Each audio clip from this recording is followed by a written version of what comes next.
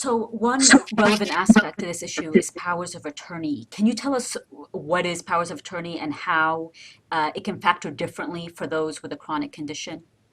Absolutely.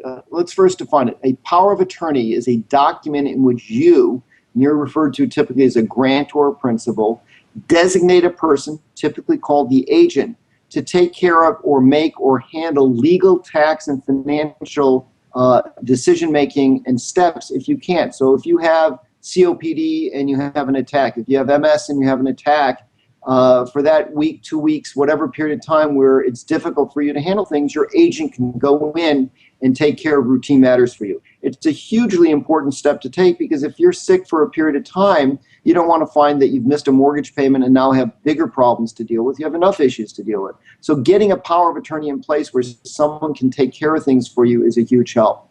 But for the average person that does a power of attorney, the document is almost kind of theoretical. Hey, if I get sick in the future, okay, I've signed something. But for you, that potential, especially if you have a chronic disease that's typified by an unexpected attack periodically, you need to make sure that you have everything in place. So it's not just enough to sign a document and say theoretically you've dealt with it. You want to talk to the person now that you're naming as an agent so they know what they have to do. You probably want to give them a copy, if not an original of the document, so if something happens to you, they know what to do. You need to have a dry run. Listen, if I get sick and I'm out of the box for a month, here are the key things I need you to do. Where's your checkbook? Is it on a computerized program like Quicken? Is it not? Do they know the passwords? You really want to take those extra few steps. So there's a practical or financial planning aspect that's unique for you compared to, say, a more average person. The other thing that needs to be done is legally, you may want the document done a bit differently. So, for example, if you have a chronic disease where you may have an attack periodically, and for a period of a week or 2 weeks, several times a year, maybe a month, several times a year, an agent may have to step in and help you. What about compensation for the agent? Lots of powers of attorney don't compensate the agent. Maybe you want to so that somebody is treating it like a real job and not that they're doing you a favor.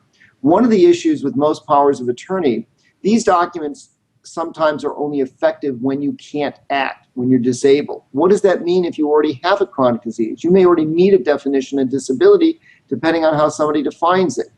So most documents, you have to be shown to be disabled and now the agent can act for you. That may be too cumbersome for a 1 or 2 week time period where you're hospitalized. So you may want the document effective immediately. But now when you return from the hospital, shouldn't you be back in charge of your assets? How does that work? You need to address that. So again, you need to explain to the attorney or read the form if you're working on something on your own, which I don't encourage, but it's a reality, to make sure it works for you. Don't assume because you got something from a website or from an attorney that it works for you. Make sure you think it through in the context of the challenges you face.